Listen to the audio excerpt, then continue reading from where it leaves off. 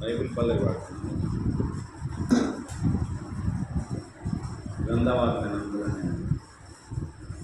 గ్రంథవార్తనంబులన్నీ నావి, ప్రాతియాధ్యయము వరస వచనము, తాన దివ్య ప్రేమ వార్తనంబులు. గ్రంథవార్తనంబులన్నీ నావి, పఠింప శ్రేష్ఠ గ్రంథము బైబిల్, పఠింప శ్రేష్ఠ గ్రంథము బైబిల్. అనుదినము పఠించిన ప్రేమతోడ నడుపును, ఓ పఠింప శ్రేష్ఠ గ్రంథము బైబిల్. గ్రంథవార్తనములన్నీ నావి. సరే, మనము సంవత్సర వాగ్దానంలో నా వాగ్దానం ఏమి వచ్చిందో చూడు, నా వాగ్దానం ఏమి వచ్చిందో చూడని నేను చాలా ఆధారపడి తెలుసుకుంటాను. కానీ మనం పాడే పాటలో గ్రంథ వాగ్దానములన్నీ నావే అని చెప్తాను. కాబట్టి గ్రంథ వాగ్దానంలో దేవుడు తన కాలాన్ని బట్టి నడిపిస్తాడు. ఆ సంవత్సరంలో నీకు ఇచ్చిన వాగ్దానాన్ని బట్టి నువ్వు శ్రమైన, నిందైన, అవమానమైన, ఆనందమైన ఇవన్నీ నువ్వు ఖచ్చితంగా తీర్చుకోవాల్సిందే. దేవుడు ఏ నిర్ణయాన్ని అయితే నీ మీద నిర్ణయించుకున్నాడో నీ పైన, ఆ నిర్ణయానికి నువ్వు కట్టుబడి ఉండాల్సిందే. ఈ సంవత్సరం అంతా నీకు శ్రమలు అని చెప్పాడనుకో, నీకు శ్రమలు అయితే నువ్వు ఏం చేసినా ఈ సంవత్సరం అంతా నువ్వు చాలా ఆనందంగా ఉంటావంటే ఖచ్చితంగా నువ్వు ఆనందం. కాబట్టి ఈ లోక యాత్రలో నేను సాగుతున్నా, ఒకసారి నవ్వు, ఒకసారి అయినను క్రీస్తు నా తోడన్నమాట. కాబట్టి ఈ గ్రంథ వాగ్దానంలో దేవుడు మనకి ఒకసారి మంచి వాగ్దానం ఇస్తాడు, అంటే శ్రమలు లేని వాగ్దానం ఇస్తాడు. ఒకసారి శ్రమలతో కూడిన వాగ్దానం ఇస్తాడు, ఒకసారి అవమానంతో కూడిన వాగ్దానం ఇస్తాడు, ఒకసారి ఆనందంతో కూడిన వాగ్దానం. కాబట్టి అన్నిటికీ మనము ఓర్చుకొని ఆయనను మన జీవిత సాగరంలో కుడి ఎడమకు తొలగకుండా మనం చక్కగా కాపాడేవాడు, చక్కగా నడిపించేవాడు ఆయనే. మన చేత అయితే ఏమీ కాదు. రండి, ఆరాధన వాక్యంలో మనం ప్రవేశిస్తాం. కీర్తనల గ్రంథము 103వ అధ్యాయం.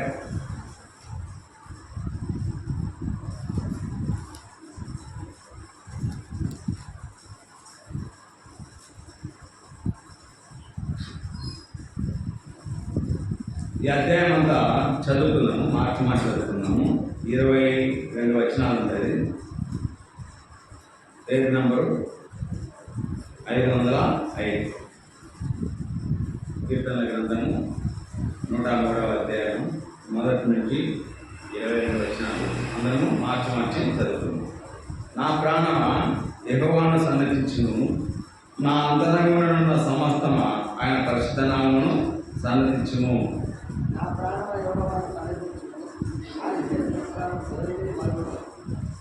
ఆయన నీ దోషములన్నింటినీ క్షమించువాడు, నీ సంకటములన్నింటినీ కుదుర్చువాడు.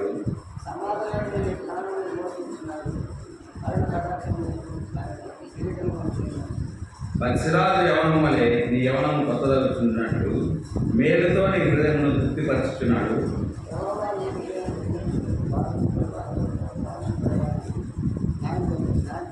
ఆయన మోషేకు తన మార్గములను తెలియజేసెను, ఇశ్రాయేలు వంశస్థులకు తన క్రియలను కనపరచెను.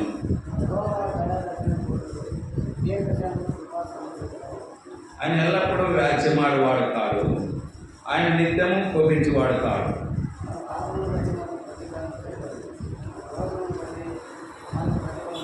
భూమి కంటే ఆకాశం ఎంత ఉన్నతంగా ఉన్నదో ఆయనకు భయభక్తులు గలవారి ఎడల ఆయన కృప అంత అధికంగా ఉన్నది.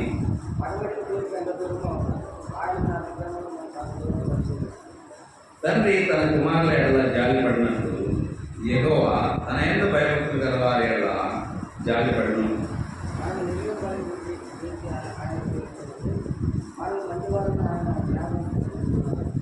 నరుని ఆయువు గడివలం ఉన్నది, అడవికు కూడినట్లు వాడు కూడిను.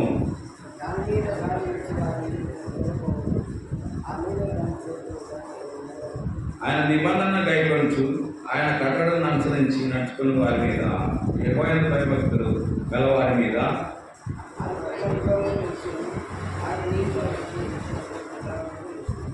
యెహోవా ఆకాశమందు తన సింహాసనం స్థిరపరిచి ఉన్నాడు.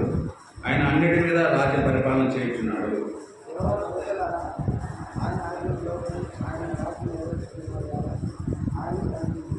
యెహోవా సైన్యములారా, ఆయన చిత్తం నెరవేర్చు ఆయన పరిచారకులారా, మీరందరూ ఆయనను సన్నతించుడి.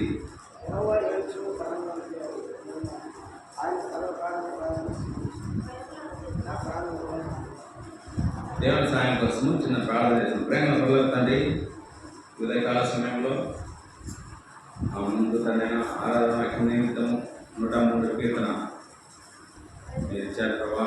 ఆ వాక్యాన్ని మేమందరము చదివి విని తెలుసుకొని తనని నేను ఆరాధించడానికి సాయం చేయండి. తనైనా ఏ అర్హత లేని నాకు మీరు ఇక్కడ నిలబడి ఆరాధించారు ప్రభా. తనని అర్హతను తనగా మీరు సక్రమంగా నిలుపుతారని ఆశిస్తున్నాను ప్రభా. నన్ను ఒట్టి పాత్రగా చేయను, ఖాళీ చేయను. నా నోటి వచ్చే ప్రతి మాట నీ జీవకు ఓటై ప్రజ్వలంగా సాయం చేయను అని పడుతున్నా చిన్న ప్రార్థిస్తున్నాను. దాన్ని ఇక్కడ దావీదు కీర్తనకారుడు ఈ కీర్తన రాస్తూ ఏమంటున్నాడంటే, నా ప్రాణమా యెహోవాను సన్నతించును, నా అంతరంగంలో ఉన్న సమస్తం ఆయన పరిశుద్ధనామమును సన్నతించును. నా ప్రాణమా యెహోవాను సన్నతించును, ఆయన చేసిన ఉపకారములలో దేనిని మరొకను. మన జీవితంలో దేవుడు మనకు ఎన్నో మేలు చేశారు, ఎన్నో ఉపకారాలు చేశారు.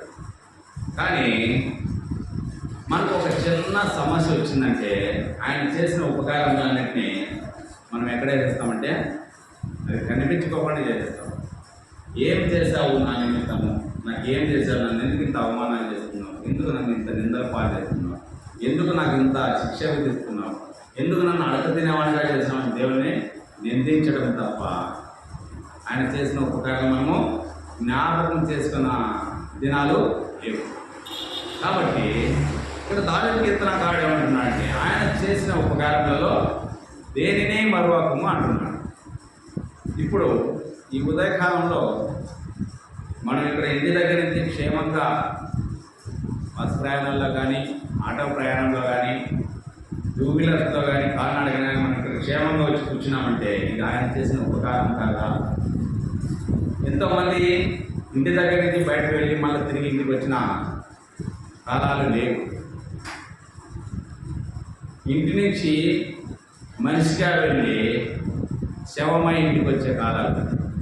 మనం ఇప్పుడు ఇంటి దగ్గర నుంచి ఇక్కడ క్షేమంగా వచ్చి కూర్చున్నామంటే ఇది ఆయన చేసిన ఉపకారం కాదా? కాబట్టి దేవుడు మన పట్ల ఎన్నో ఉపకారాలు చేశాడు, కానీ అవన్నింటినీ మనము మర్చిపోతా ఉన్నాం, జ్ఞాపకం చేసుకోలేని పరిస్థితిలో దిగజారిపోతా ఉన్నాం. ఇంకా ఏమంటున్నాడంటే దావీదు కీర్తనకారుడు, ఆయన నీ దోషాలన్నింటినీ క్షమించువాడు, ఈ అర్హత ఆయన తప్ప ఎవరికి లేదు అంటున్నాడు. పైనున్న ఆకాశమందున క్రిందున్న భూలోకమందున లేదు రక్షణ ఏ నామమున, లేదు పాప విమోచన, లేదు పాప విమోచన. పైనున్న ఆకాశమందున లేదు రక్షణ, ఆయన నామం తప్ప పాప విమోచన చేసేవాడు ఎవడు లేడు. అందుకే అంటున్నాడు దావీదు కీర్తనకారుడు, ఏమంటున్నాడంటే ఆయన నీ దోషములన్నింటినీ క్షమించువాడు, ఈ అర్హత ఎవరికి లేదు. నీ సంకటములన్నింటినీ కుదుర్చువాడు. మన సంకట దుఃఖములల్లా తీరిపోతాయి అని మనం నీటి బాప్తిసం పొందినప్పుడు ఆనందంతో పాడతాం. నా సంకట దుఃఖములలో తీరిపోయిగా నశింపజేయుతనను దాటిపోయింది, నేను ముందుకు వచ్చేసిన, ఆయనకి వెళ్ళిపోయింది, నాకు వాడు నన్ను ఏం చేయలేరు. కాబట్టి మన జీవిత కాలంలో దేవుడు మనకి ఎన్నో సహాయాలు చేస్తున్నాడు, కానీ వాటన్నింటినీ మనకు కనిపించలేదు. ఆయన చేసేవి కంటికి కనిపించవు, చెవికి వినిపించవు, హృదయానికి గోచరం కానివే. అవి ఆ సందర్భం వచ్చినప్పుడు దాని యొక్క బలమైన ఉపకారం ఏదో మనకు తెలుస్తుంది. ఏమంటే ఒక 10 నిమిషాలు గాలి అనేది లేకపోతే ఎలా ఉంటుందో తెలియదు. ఒక 10 days దేశవ్యాప్తంగా కరెంట్ లేదనుకోండి, మనుషులందరూ తెచ్చిపోతారు కదా, మనుషులందరూ తెచ్చిపోతారు చాలా మంది. ఒక 10 days కరెంట్ లేకపోతే ప్రతి ఒక్కటి కరెంట్ మీద ఆధారపడండి. ప్రతి ఒక్కటి ఏమన్నా తీసుకో. సెల్లో ఛార్జింగ్ లేకపోతే ఆ సెల్ మీద దృష్టి ఉండేవాడు తెచ్చిపోతాడు, ఆత్మహత్య వేసుకొని తెచ్చిపోతాడు. హోటల్లో జరగవు, కంప్యూటర్లో జరగవు, ఏవి హాస్పిటల్ ఏవి ఇష్టం ఏమన్నా తీసుకో, ఆపరేషన్ ఏమన్నా తీసుకో, ప్రతి ఒక్కటి ఏమి. కాబట్టి దేవుడు చేసే ఆశ్చర్యకార్యములు ఆ సందర్భం వచ్చినప్పుడు మనకి దాని విలువ మనకి ఆక్సిజన్ అందక కొట్టుమిట్టాడుతున్న రోగి దగ్గర చూస్తే వాడి పరిస్థితి ఏందో అర్థమవుతుంది. ఆ క్షణంలో ఒక ఆక్సిజన్ సిలిండర్ కనెక్ట్ చేసినామంటే వాడు ఊపిరి పీల్చుకుంటాడు, వాడికి ఉన్న చెమట్లన్నీ అది దేవుడు చేసే ఉపకారం. మనకు తెలియదు అంతే, ఏం చేసినాడు నాకు దేవుడు అంటాడు. మన ఇంట్లో 1 లక్ష రూపాయలు పెడితే దేవుడు చేసినాడని మనం అనుకుంటాం, అంతేగాని అది కాదు. దేవుడు చేసే ఉపకారం, మనం క్షేమంగా ఉన్నామంటే అదే దేవుడు చేసిన ఉపకారం. అది మెయిన్. చూడండి, సమాధిలో నుండి నీ ప్రాణం విమోచించుచున్నాడు, కరుణా కటాక్షంలో నీకు కిరీటంగా ఉంచుచున్నాడు. సమాధిలో నుంచి నేను ఎప్పుడు సమాధికి పోయినాను, నాకెప్పుడు ఆయన ఉపకారం చేసినాడు అనుకోవచ్చు. రండి చూద్దాము. మత్తయి సువార్త, అది యోహాను సువార్త 11వ అధ్యాయం.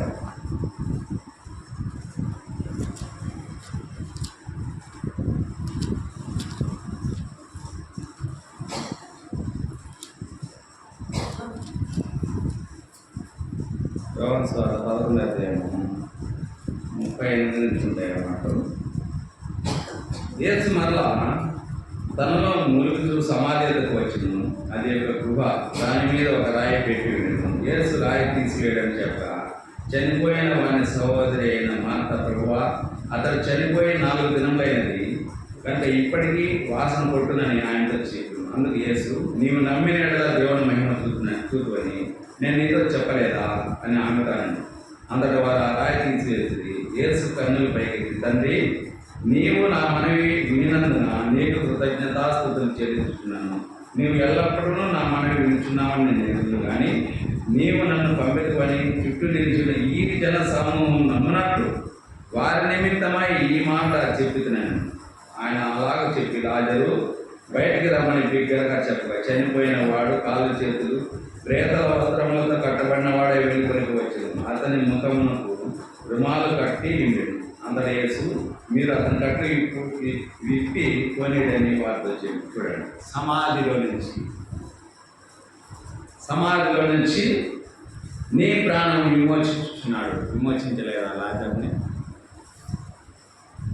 చనిపోయి 4 దినములు అయిపోయి సమాధిలో పారిపోయాడు. అలాంటి వ్యక్తి దగ్గరికి పోయి ఆ రాయి తొలగించమంటే వాళ్ళ అక్కలు ఏమంటున్నారంటే, వద్దు ప్రభా, చనిపోయి 4 దినములు అయింది, వాసన కొడతామంటే లేదు ఏంటంటే. అలాంటి వ్యక్తిని లాజరు లేమంటే పేతల వస్త్రములతో నింపబడిన వాడే, కట్టబడిన వాడే తిరిగి లేచి. ఇది అద్భుతం కాదా? దేవుడు చేసిన ఉపకారం కాదా? మన ఇంట్లో ఒక వ్యక్తి చనిపోతే తిరిగి మళ్ళీ ప్రాణాంతం లేచినాడంటే, సమాధి దగ్గర నుంచి ప్రాణాలు కళ్ళు తెచ్చినాడంటే ఎంత ఆనందపడుతుంటాడు. అది ఆనంద భాషలో అభివృద్ధి రావు. అది దేవుడు చేసే గొప్ప కార్యంలో అలా ఉంటాయి. పక్షిరాజు యవనం వల్ల నీ యవనము కొత్తదలుచున్నట్టు మేలుతో నీ హృదయమును తృప్తిపరుచున్నాడు. మనకు కలిగే మేలన్నీ ఆయన ఇచ్చింది. మనకు వచ్చే శ్రమ కూడా ఆయన ఇచ్చింది. నీవు భరించలేనంత శ్రమ నీకు నేను పెట్టను అని దేవుడు వాగ్దానం చేసింది. ఇంకా ఏమంటున్నాడంటే, యెహోవా నీతి క్రియలను జరిగించు, బాధింపబడే వారందరికీ న్యాయం తీర్చును. చూడండి ఎంతమంది బాధింపబడతారు. మన సౌత్ జోన్లో అయితే స్వేచ్ఛగా మనం బైబిల్ చదువుతా ఉన్నాము, స్వేచ్ఛగా బైబిల్ పట్టుకొని తిరుగుతా ఉన్నాము. ఈ సౌత్ జోన్లో అంటే ఈ 5 రాష్ట్రాలు తెలంగాణ, ఆంధ్రప్రదేశ్, ఇక్కడ వచ్చేసి కర్ణాటక, తమిళనాడు, కేరళ, ఈ రాష్ట్రాల్లో మనము క్షేమంగా అంత క్షేమంగా మనం బయటపడుతూ తిరుగుతాము. కానీ నార్త్ స్టేట్లో అయితే బైబిల్ వాళ్ళు దాచుకొని చదువుకుంటారు. వాళ్ళు ఎవరికి తెలియకుండా రహస్యంగా కూర్చుంటారు.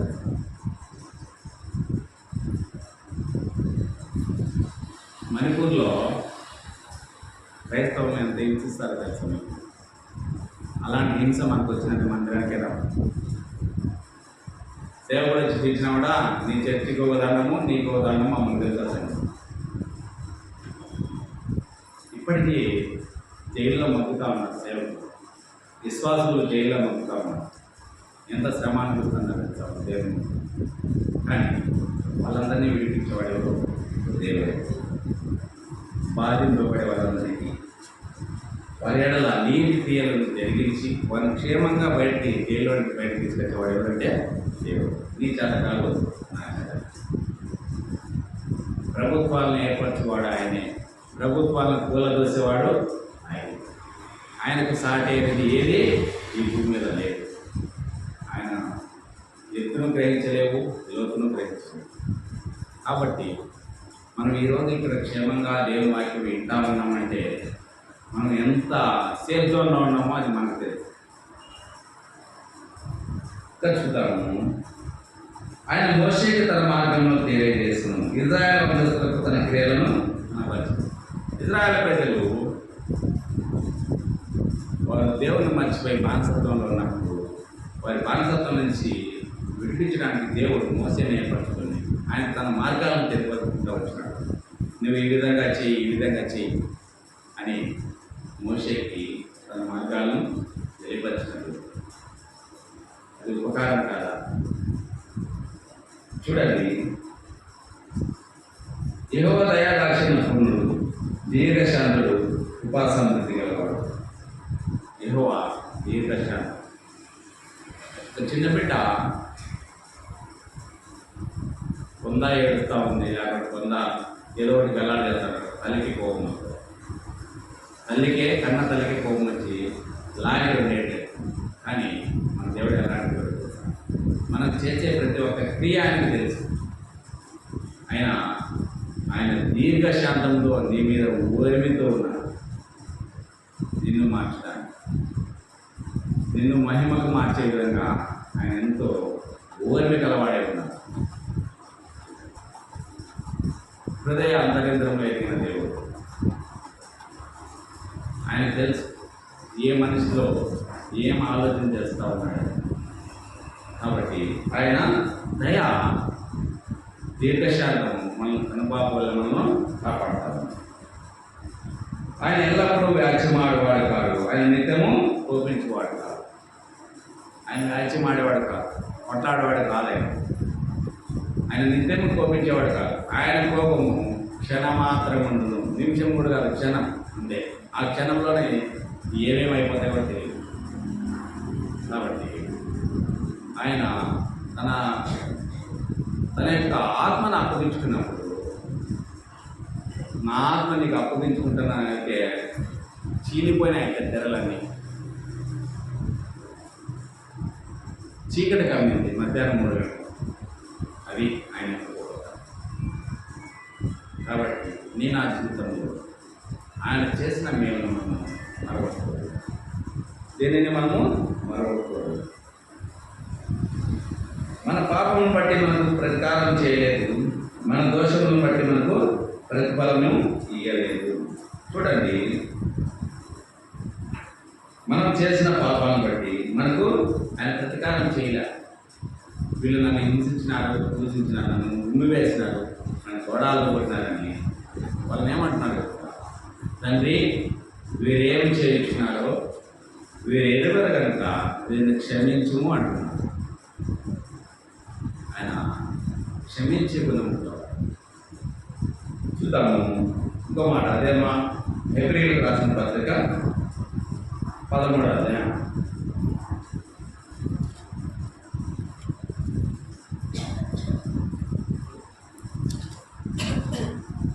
12వ వచనం. కావున యేసు కూడా తన స్వరక్తము చేత ప్రజలను పరిశుద్ధపరచుటకై గవిని వెలుపడ శ్రమ పొందాను. చూడండి, యేసు ప్రభు ఆయన రక్తం చేత మనల్ని కొన్నాడు కాబట్టి మనల్ని పరిశుద్ధపరచు నిమిత్తం ఆయన గవిని వెలుపడ శ్రమ పొందాను. ఎవరిని? మనం క్షేమంగా ఉంచడానికి, మనకు ఉపకారం చేయడానికి ఆయన మన నిమిత్తం గవిని వెలుపడ శ్రమ పొందాను. మన కుటుంబ జీవితంలో, మన రక్త సంబంధాలు ఒకరిని కాపాడిన నిమిత్తం మనం శ్రమ పొందే ఇష్టపడతామా? ఇష్టపడతాం. నాకెందుకు వచ్చింది ఈ గొడవ అని చెప్పి తప్పుకుంటాం.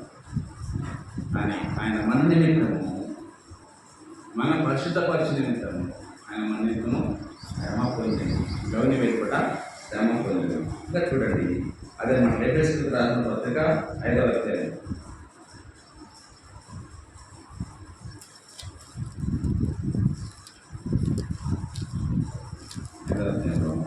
2వ మాట, క్రీస్తు మిమ్మల్ని ప్రేమించి పరిమళ వాసనగా ఉండుటకు మన కొరకు తాను దేవునికి అర్పణగాను బలిగాను అప్పగించుకున్నాను. అలాగనే మీరును ప్రేమ కలిగిన. చూడండి, మన నిమిత్తం మనం ప్రేమించి మంచి సువాసన వచ్చే విధంగా మనం పాపపు వాసనతో ఉన్న మనలను పరిమళ వాసనగా చేయడం ఆయన తను దేవునికి అర్పణగాను బలిగాను అర్పించుకున్నాడు. ఇది ఉపకారం కాదా? ఆయన చేసిన ఉపకారం కాదా అండి? భూమి కంటే ఆకాశం ఎంత ఉన్నతంగా ఉండదు, ఆయన ఎంత భయభక్తులుగా ఆయన కృప అంత అధికంగా ఉంటుంది. ఆయన ఎందుకు మనం ఎప్పుడైతే భయం కలిగి ఉంటామో మన పైన ఆయన మెండైన కృపను చూపిస్తారు. మెండైన కృపను ఒకసారి ఆ 108 కాల్ వచ్చింది. ప్రెగ్నెంట్ బాత్రూమ్కి వెళ్ళిందా ట్రైన్లో వెళితే డెలివరీ టైంలో వాళ్ళకి పాస్ వచ్చినట్టుంటాయి, కానీ వాళ్ళు ఎక్కువ పాస్ పోసేకి ఇష్టపడకూడదు, ఉండాలి. కానీ ఆమె పాస్ వచ్చిందని చెప్పేసి అక్కడ బాత్రూంలో పోయి ప్రెజర్ చేస్తుంది. అంతే, కింద పడిపోయి బిడ్డ కింద పడి ఆ బొక్కల కింద రైలు పట్టాలి. ట్రైన్ ఎంత వేగంగా వెళ్తా ఉంటుంది. అలాంటి సందర్భంలో ఆమెకు మాయ ఉంటుంది, మాయ పడదు, బిడ్డ మాత్రం బయటకు వస్తుంది. వేడి ఉంటాయి కింద బిడ్డ పడితేనే మాయ కడుపులోనే ఉంటుంది, తల్లి కడుపులోనే. కానీ పేరు కట్ అయిపోతుంది కింద పడిపోతుంది. ఎందుకంటే కట్ అయిపోతుంది, ట్రైన్లాగా తగ్గుతున్నాడు, మామూలుగా కట్ కాదు. మాకు 108 కాలు వస్తే పలానా ఏరియా పలానా స్థలంలో చెప్పిపోతే బిడ్డ ఏడు లేకపోవడం, చిన్న గాయాలు. రైల్వే ట్రాక్ మీద కంకర ఉంటుందా, మట్టి ఉంటుందా? మట్టి ఉన్నా కానీ దెబ్బ తగులుతారు, అంత ఫాస్ట్ అయినా తెలుసా. కానీ కంకర మీద నా బిడ్డకి ఇంత దేవుని కృపగా. అందుకే నువ్వు రక్తంలో పొలిన నీతో బ్రతకమని నీతో చెప్పినప్పుడు బ్రతికి. కాబట్టి దేవుని యొక్క ఉపకారాలు అంత గొప్పగా ఉంటాయి. పడమటికి తూర్పు ఎంత దూరము ఆయన మన అతిక్రమం మనకు అంతా దూరపరిచిన్నాడు. ఆయన దూరపరచడం మనం దానిపై దగ్గరికి తీసుకొచ్చుకోవాలి. దూరపరచడం, మనం పోయి తీసుకొచ్చుకోవాలి. ఇది చిన్నపిల్లవాడి దగ్గర ఏదైనా వస్తువు పెట్టినా ఇది వాడికి అపాయకరం అని చెప్పి మనం పిల్లలకు కొంచెం దూరంగా పెడతామా? ఈ పిల్లవాడికి ఇది అపాయం అని చెప్పేసి కత్తి కానీ ఇట్లాంటివి వాడు మళ్ళీ పోయి దాన్ని తీసుకొచ్చుకునే పోతాం. అలా అంటుంది మన పరిస్థితి అలా ఉంది. దేవుడు ఇది నీకు తగదు అని చెప్పి ఆయన దేవుడు దూరపరిస్తే మనం దాన్నే తీసుకునే మనం ఇష్టపడి ముందు. కాబట్టి దేవుడు మనం పరిశుద్ధపరచుటకై ఆయన వెలుగు వెలుపుట శ్రమ పొందెను.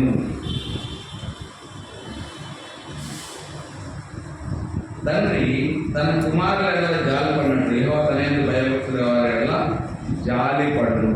రండి లూకా సువార్త 15వ అధ్యాయం. ఇక్కడ తండ్రి తన కుమారుల ఎడల జాలి పడినట్టు యెహోవా తనయందు భయభక్తులు గలవారి ఎడల జాలి పడును. లూకా సువార్త 15వ అధ్యాయం.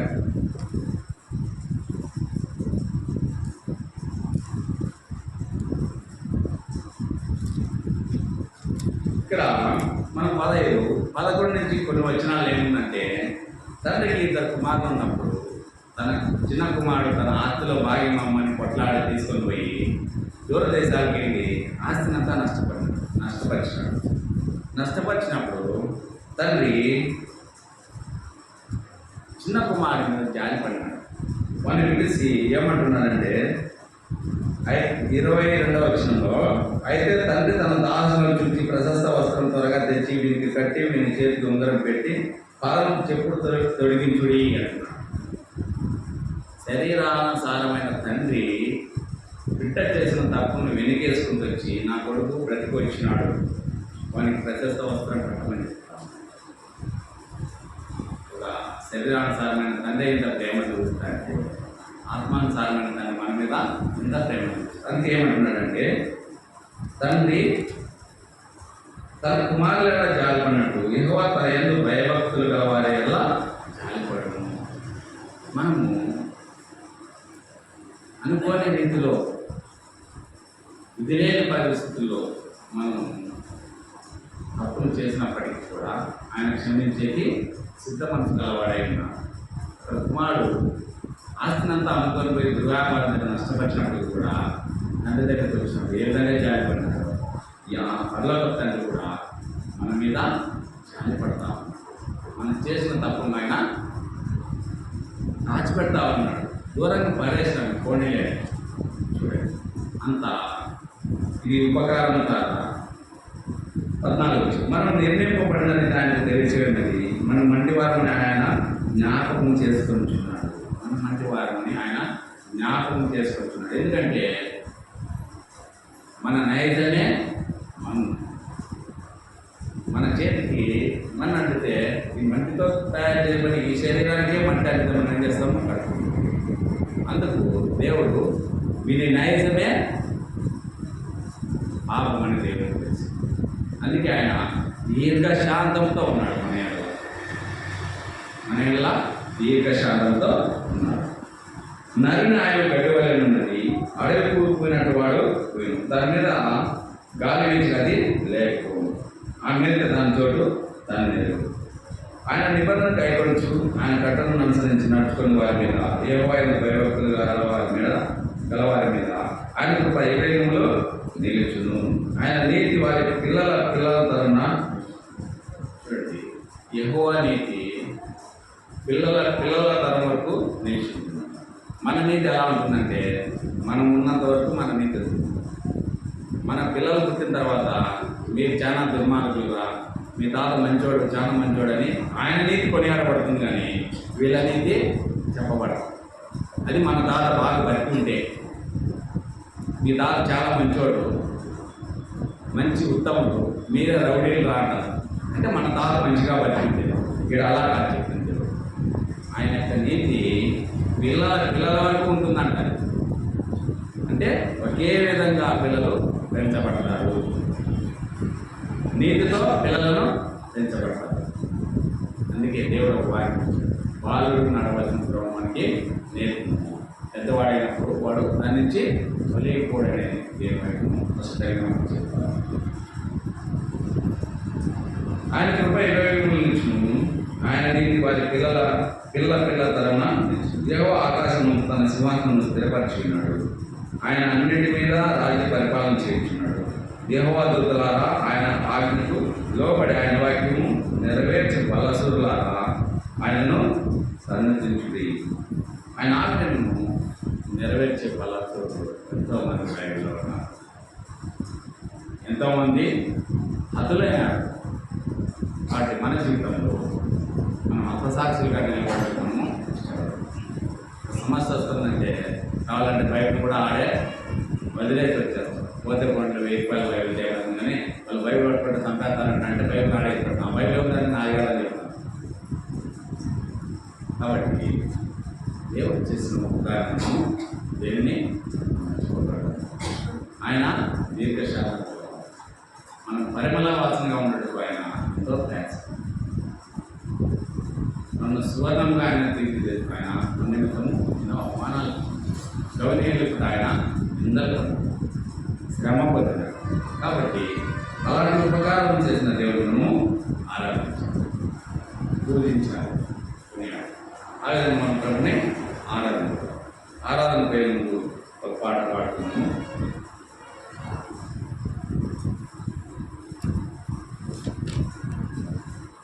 పాట సంఖ్య 252.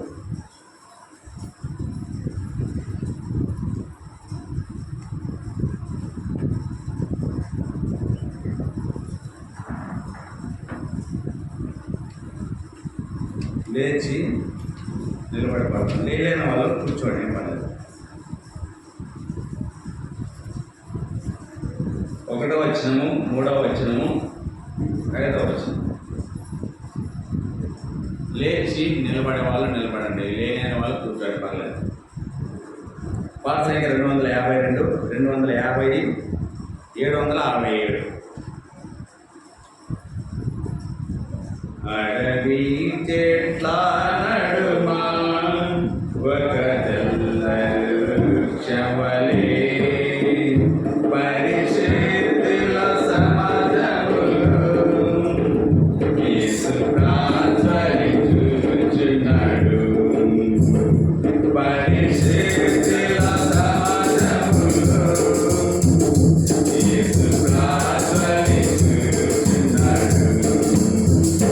యేసు ప్రార్థించుచున్నాడు.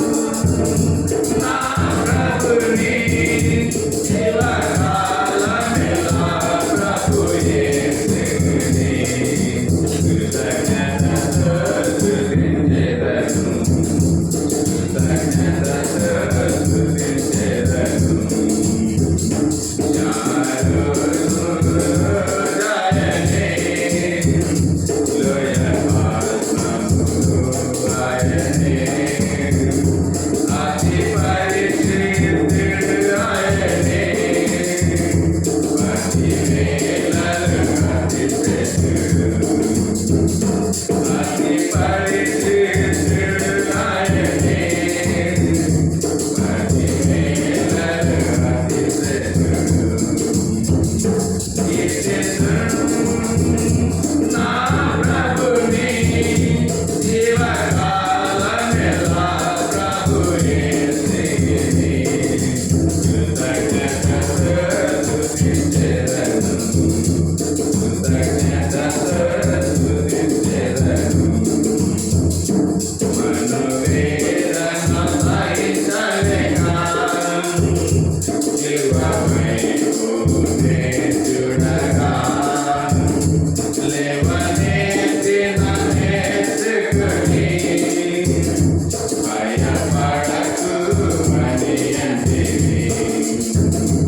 లేవనెత్తి నన్నేసుకుని భయపడకు అని అంటివి.